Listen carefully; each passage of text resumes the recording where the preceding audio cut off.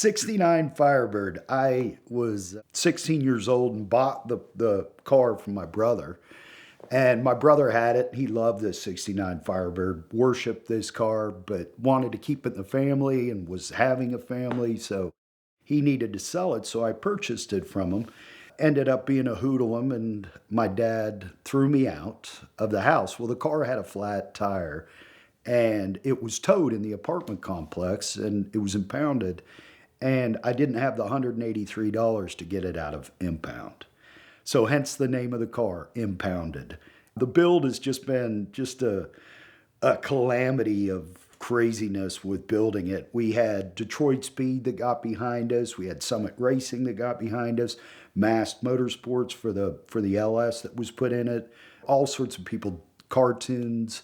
Dak over there had done a great deal, and we just started kind of hodgepodge and putting this car together from ground up. And the donor was actually a car that was yellow and just all beat up. So we really started it from the ground up. And so it originally went to this one shop that kind of ran out of money and out of steam.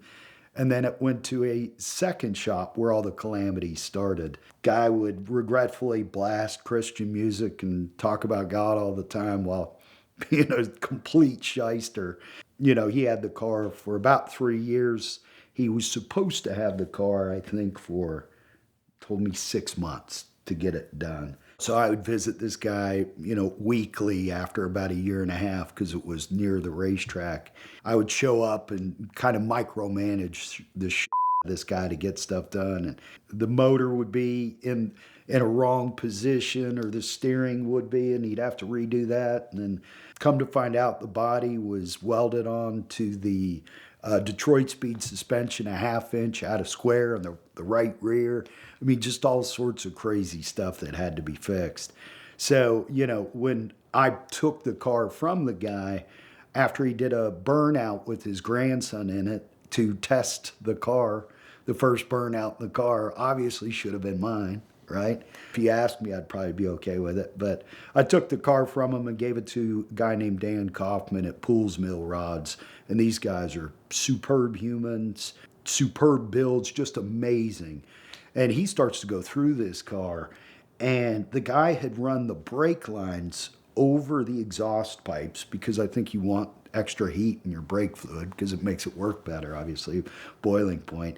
There were brake lines ran through the suspension where they'd been crimped and were about to be completely gone. The steering knuckle was 1/8 of an inch from falling out, which means I would have had no steering. The wiring harness was run through the body panel where he'd done all this great work, and it looked like he'd taken a hatchet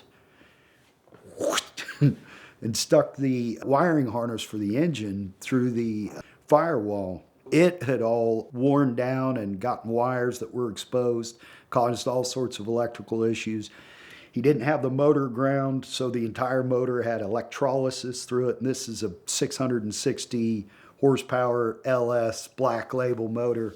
It was one thing after another. And then, so these guys got it all sorted out. The car was not square. My brake caliper just fell off a couple weeks ago because he did not put Loctite on the brake calipers because, why do that?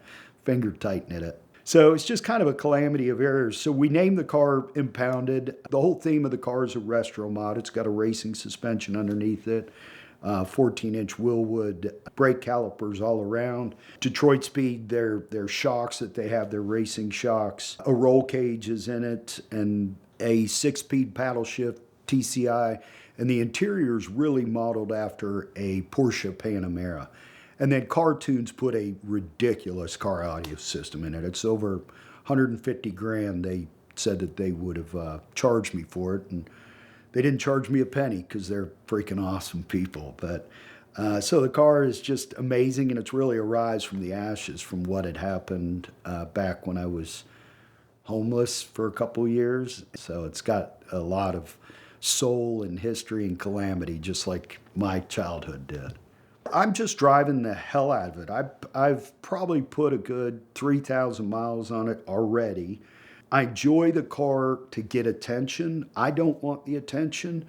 My wife's like, oh my God, you normally don't like or want attention with stuff. And with this car, you want attention. I said, no, actually, I don't want attention at all. I want the car to get attention because I feel like cars have souls and they're almost human to me. They're special. There's something about them. There's something that they mean a lot to me, and I feel like the car should get the recognition. I want to stand in the background and just let people walk around it and see all the little things. I mean, there's so many details that have been done to this car that you just, unless you know that car, you wouldn't really know what has been done. I mean, the body was lowered on the frame 1.5 inches. The actual entire body was extended 2 inches around the front. There's a hood trough, there is a roof trough, there's a trough on the rear wing. The rear bumper's been Frenched, pushed in. The whole front bumper system, which is really ugly on a 69 Firebird, was all completely molded in, so it looks like it's part of the body panels. The faux vents on the side were created to be real vents. The hood, the 400 hood scoops were widened, and then some intakes were put into it. A front splitter was put on it. I mean, the car's just got so many cool little details that you normally don't see in those cars. And, as you walk around or look inside of it, there's all sorts of emblems all through the cars that they put of the Firebird emblem or the Pontiac emblem, and you have to look for them on the shifter, or in the roof is all done with a Pontiac symbol.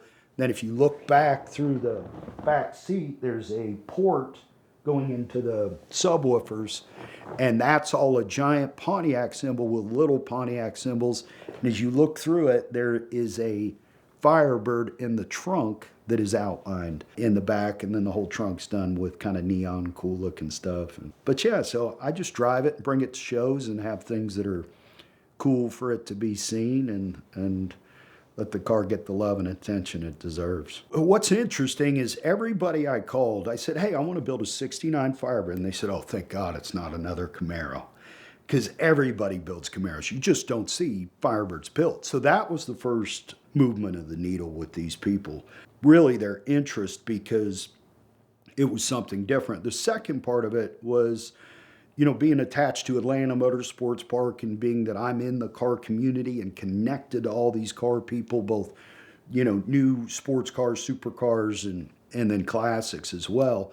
They felt like it was a good thing to be able to partner because they knew I would be driving the car to the track. So just a lot of people that came together and made the car happen, because the amount of money to build one of those cars, it's more than a supercar.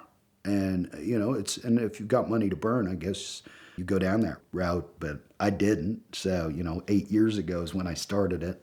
That's when the business was brand new. I was just trying to be creativity over capital. It seems like the car's probably got about 10,000 hours in it, because there's so much attention to detail in so many areas of the car, more than like a Pebble Beach restoration, because they're basically putting a car back to normal.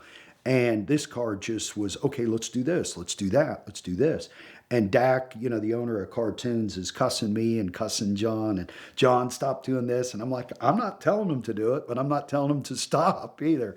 So it's just just a culmination of all these people coming together to be able to really build something that's super special and unique. And it's not because it's my car, I'm saying it's super special, unique. I just know a lot of these cars, and there's just so many little Easter egg hunt things in there. I'm super pumped to announce that in 2024, VINwiki is partnering with Bridgestone. So throughout the year, you're gonna hear some great stories from their business, some awesome tire testing and things like that we're gonna do. I've had a lot of Bridgestone and Firestone products over the years and loved them all. I know that you will too, but I want you to check out their Potenza line of tires for sports cars, supercars, and hypercars. Whatever your needs, whether it's ultimate track performance, road performance, or all-season performance, there is a Potenza tire for you. So check them out at the link in the description below and let us know what you think.